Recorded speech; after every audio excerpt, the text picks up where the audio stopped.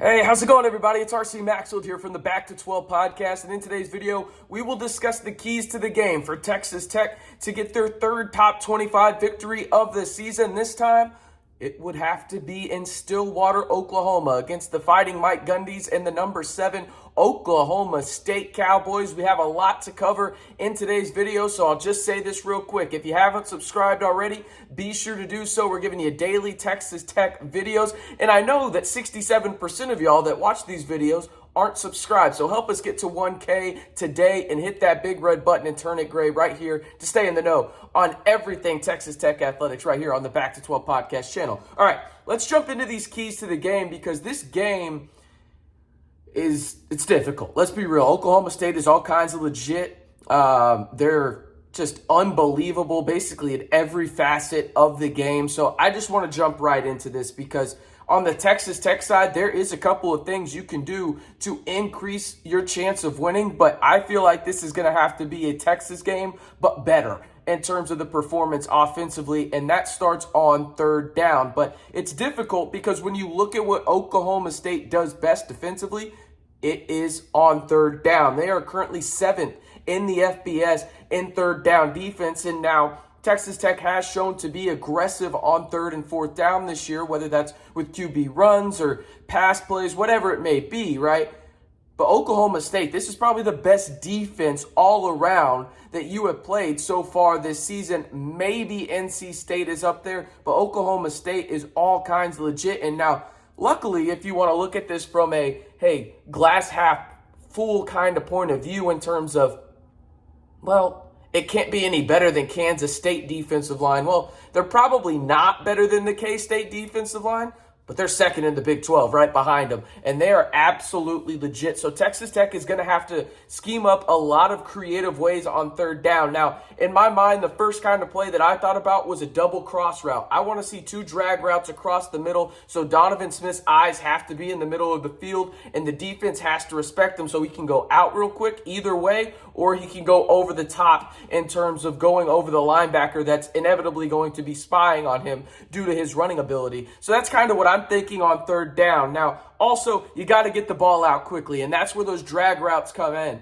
because Oklahoma State is ridiculous when it comes to tackles for losses. They are third in the FBS. They know how to get they just know how to get to the quarterback and the running back in the backfield. It's that simple. And with how bad Texas Tech's offensive line looked for long stretches, really all season long, but specifically against Kansas State, I went back and watched that game, and you know, you hate to point out one guy, but Caleb Rogers was not good in that game. Even when it was against corners and safeties blitzing, he did not pick it up at all. Weston Wright got beat a couple times as well. The left side of the line has to be better, and really the offensive line in general, right? So in order to keep them from getting to Donovan Smith and putting your offensive line in a better position to succeed, you need to get the ball out quickly. Mostly because Oklahoma State might be in the backfield quickly regardless, but if you have those simple drag routes, those simple, 1, 2, 3 outs or 1, 2 quick slants in terms of footsteps, right? You'll be okay if you're Texas Tech and have a better opportunity to win. Now, you got to capitalize on the big plays when they're there, and Texas Tech has struggled with that at times, whether that's through drops or just Donovan missing a throw deep, right? Mostly drops, if we're being honest about it. But we look at what Oklahoma State does well, and it's get in the backfield. You got to get the ball out quick. And also, I will say this, with them rushing the quarterback so much, don't be surprised if you see just a lot of runs up the middle, at least to try and keep Oklahoma State honest, right? Because the best way to negate a pass rush is to run right at it.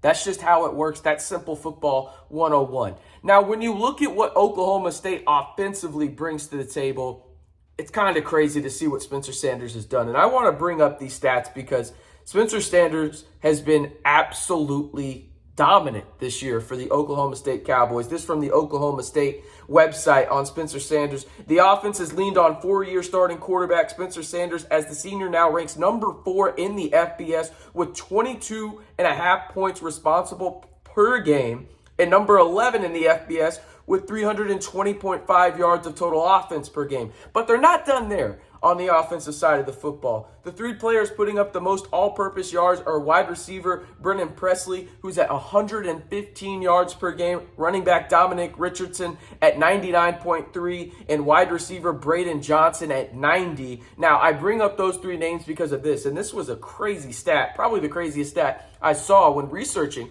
Oklahoma State, was this trio of Presley, Richardson, and Johnson ranks 3rd, 8th, and 11th respectively in all-purpose yards per game among all Big 12 players, and makes OSU the only Power 5 team in the conference with 3 players averaging at least 90 all-purpose yards per game. And why do I bring that up when I'm talking about containing Spencer Sanders? Spencer Sanders is one of the most mobile quarterbacks in the Big 12. The problem is this: he has developed to a level now where at the college game, he is so much smarter than what defenses are doing against him. He's learned so much because of the reps and experience he has that he can just dink and dunk and get it into his playmakers' hands. And Johnson, Presley, and Richardson, they know how to make guys miss. So part of containing Spencer Sanders is obviously the run. And I assume there's probably going to be a spy on some plays, but you have to negate the big plays. And that's the next key to the game here in terms of maybe not negate them,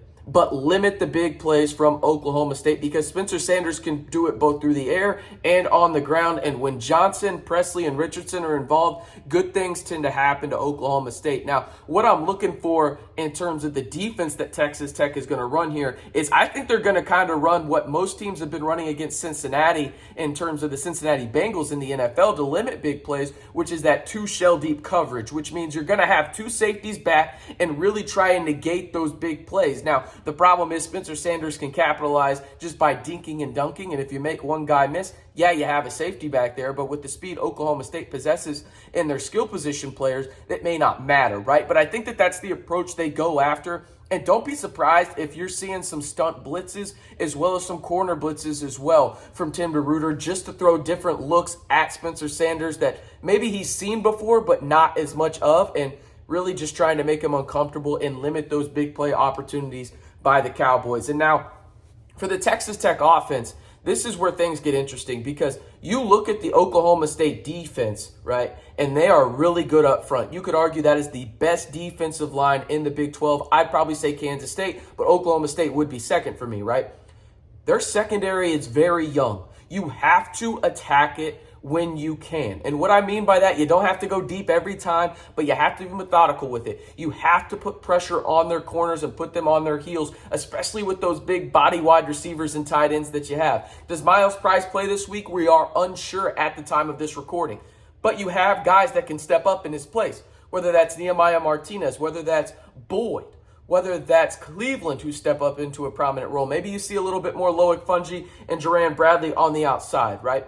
But you have to put the corners on their heels for Oklahoma State. This is their weakness in their roster right now, mostly due to experience more so than anything. You have to capitalize if you are Zach Kittley and Donovan Smith when the opportunity presents itself, because again, the first priority for this offense this week, I guarantee you, is going to be that pass rush of Oklahoma State and how they're going to navigate it with that, whether that's, just a 5-man front, chip block, pushing off in terms of, hey, push it to the side if you're the offensive lineman, whether that's a chip block from the tight end, chip block from the running back, having an extra lineman in terms of a tight end, whether that's Baylor Cupp or Mason Tharp. Henry Teeter should be back this week as well to play more snaps. He only played 4 snaps against K-State. That was interesting. Joey McGuire said that was because of the development of Mason Tharp. But you might also use Sir Roderick Thompson in pass pro, Taj Brooks in pass pro, maybe even Xavier White a little bit out of the running back slot for him, because we know he's a Swiss Army knife for this offense, right?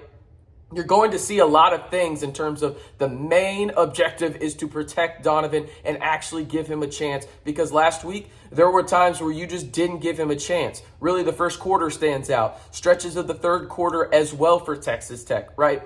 That's going to be the main objective for Texas Tech in this one. So those are the keys to the game. Again, let me run through them one more time. Convert on third down if you're Texas Tech. Oklahoma State is top 10 nationally in third down defense. Get the ball out quickly. Oklahoma State is top 3 in the country in terms of tackles for loss. You got to contain Spencer Sanders, and you have to limit the big-time plays from Oklahoma State. Again, Presley, Richardson, and Johnson are the names to know on that offense for the Cowboys. And if you are the Red Raiders, you have to protect Donovan Smith up front, but you have to attack that Oklahoma State secondary and put them on their heels very, very early on in this one. All right, if I missed anything, let me know in the comments one more time. Help us get to 1,000 subscribers here on the channel and turn that big red button gray for daily Texas Tech videos. And I like to think I'm entertaining. Who knows? Let me know in the comments if I'm entertaining. That'll also let me know if you watched the whole video or not. Again, I'm RC Maxfield. Appreciate y'all tuning in to the Back to 12 podcast channel here for the daily videos we're putting out on Texas Tech athletics. And look out for the preview here of this Oklahoma State game. Lyle and I will be recording that later tonight, and that will be going out on Friday. Once again, Texas Tech, keys to the game. You got to be good up front if you want to beat the Oklahoma State Cowboys in Stillwater. It's difficult. You've only done it once in the really past handful of years. Can you do it again in this one? I'm RC Maxfield. Thanks again for watching. We'll catch you next time right here on the Back to 12 podcast channel.